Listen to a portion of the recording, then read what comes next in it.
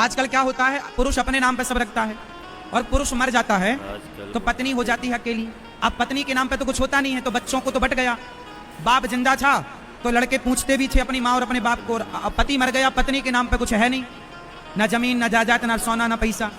तो फिर वो जिस माँ के पास बुढ़ापे में कुछ नहीं होता ना, बुढ़ापे में उस माँ का सम्मान आज के युग में नहीं होता साहब। माना कि कुछ बच्चे करते होंगे, हम ये नहीं कहते नहीं करते, कुछ बच्चे ऐसे हैं जो माँ का सम्मान बुढ़ापे में करते हैं, कुछ ना होने पर भी। ऐसे बच्चे भी समाज में हैं, लेकिन ऐसे बच्चों की संख्या केवल 10% है।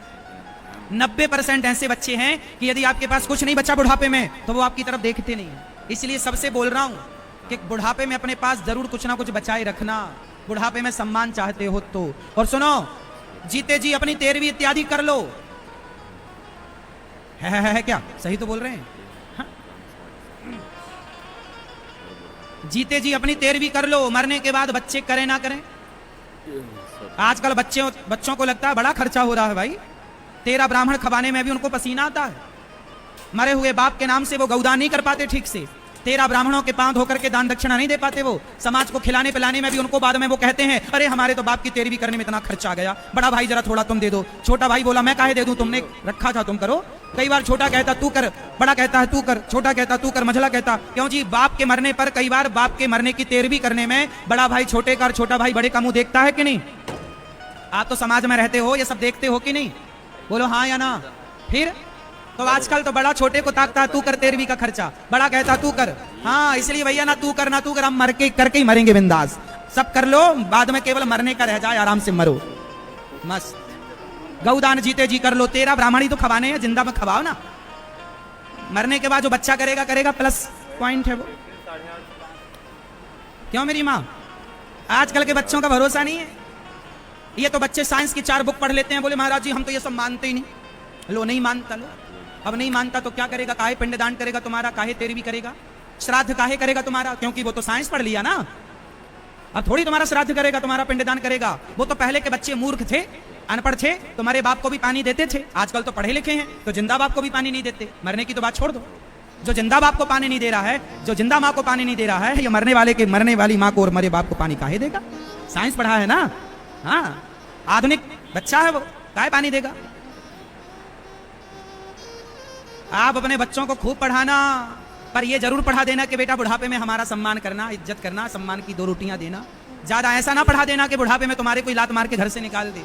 यदि तुम्हारा बेटा लात मार के तुम्हें घर से निकाले तो रोना मत, इसमें भी दोषी तुम ही हो। क्यों नहीं बड़ों का सम्मान करना सिखाया बच्चों को? क्यों नहीं बड़ों की इज्जत करनी सिखाई बच्चों को? इसलिए कहता हूं दीन दुखियों को रोटी अभी से खवाओ और ये छोटे छोटे बच्चों के हाथ से बंटवाओ, ताकि इनके अंदर करुणा जागेगी। दीन दुखियों को देखकर वो दर्द समझेंगे। वो दर्द जानते नहीं, पीड़ा जानते नहीं। कहते ना जिसके पैरों में बीमारी फटी ही नहीं, जिसके पैरों में बीमारी फटी ही नहीं, वो पीर पराई क्या जाने, और जिसने बेटी को जन्म दिया ही नहीं, वो बेटी की विदाई क्या जाने।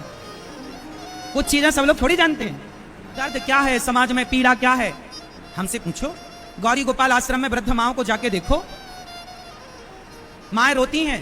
एक बेटे ने अपनी माँ को लात मारा तो दीवार में जाके लग गई माँ, लात मार के निकाल दिया माँ को।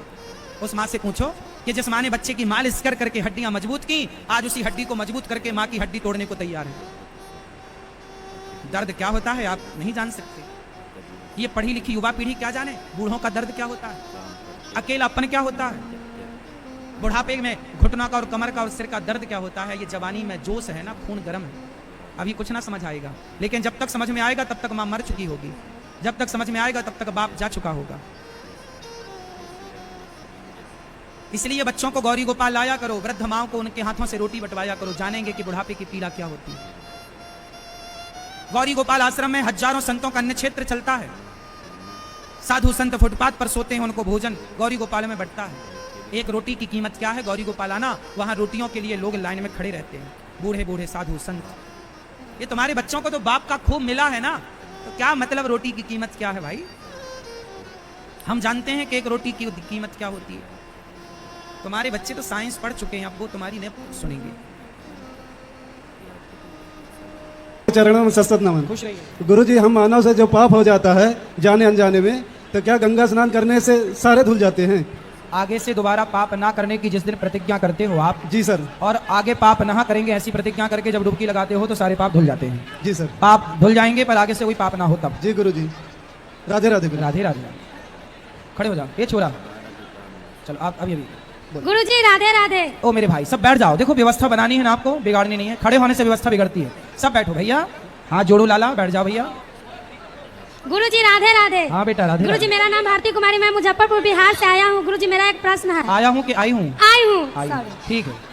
गुरुजी मेरे घर में ना कोई मीट मछली नहीं खाते, लेकिन मेरे बड़े भैया ना मीट मछली खाते हैं। कहाँ पे है? बात कराओ बड़े भैया, बात करो। कहाँ है तुम्हारे बड़े भैया? कहाँ है ये बड़े भैया? राधे राधे गुरुजी। जी ये सामने से हट जाओ इस तरफ से। बड़े भैया कैसे हो? बढ़िया हूँ गुरुजी, आप कैसे हैं? कृपा है। तो कितनी मछली खा लेते हो रोज? मछली नहीं खाते हैं गुरुजी, फिर? चिकन कभी काल खा लेते हैं, उसके अलावा कुछ नहीं। ये चिकन क्या होता है? मुर्गे का मीट मुर्गा खाते हो? खाते हूँ, अब नहीं खा रहा हूँ। तो मुर्गा खाना सही है? नहीं, अब नहीं खाता हूँ, कब से? 1 महीने से नहीं खा रहा हूँ। तो अब ना खाना कभी। जी नहीं किसी की खाऊं। हत्या करना अपने स्वाद के लिए सही है? नहीं है सर। फिर ये पाप से बचो। नहीं बहुत बड़ा पाप है ये। देखो कितने जीवों की हत्या आपने कर दी, आपके द्वारा हो गई, मर गए वो सारा पाप तुम्हारे सिर पे तो आएगा ना हत्या का। गुरुजी आप तो गंगा के बाद तो कोई पाप के भागीदारी नहीं ना बनेगी। लेकिन आगे नहीं खाना तब। नहीं खाएंगे आप। और यदि आगे से खाओगे तो फिर डबल पापी हो जाओगे। ठीक है गुरुजी, आगे से नहीं ठीक खाएंगे। है, धन्यवाद गुरु। खुश रहिए। हाँ कौन लड़ते हैं हमारे भोलेनाथ? तुम्हारे भोलेनाथ लड़ते हैं? जी श्रीमान जी। पति देवता हाँ। काहे लड़ते हैं? घर भी लड़ा करते, अभी लड़ रहा है, साथ में आए हैं। तो काहे किस बात पे लड़ाई हो गई? आपके साथ से बड़े भागते और फिर भी लड़ाते हैं। कहाँ है? ये पास आई में बैठे हुए लड़ाई भाई। बात कराओ। भोलेनाथ कहाँ है इनके भाई? इतई वाले भोलेनाथ कहाँ है? कहाँ देखो कहाँ है? पहचानो अपने भोलेनाथ को। नहीं है आसपास? बैठे हैं, कहीं उठ नहीं रहा है।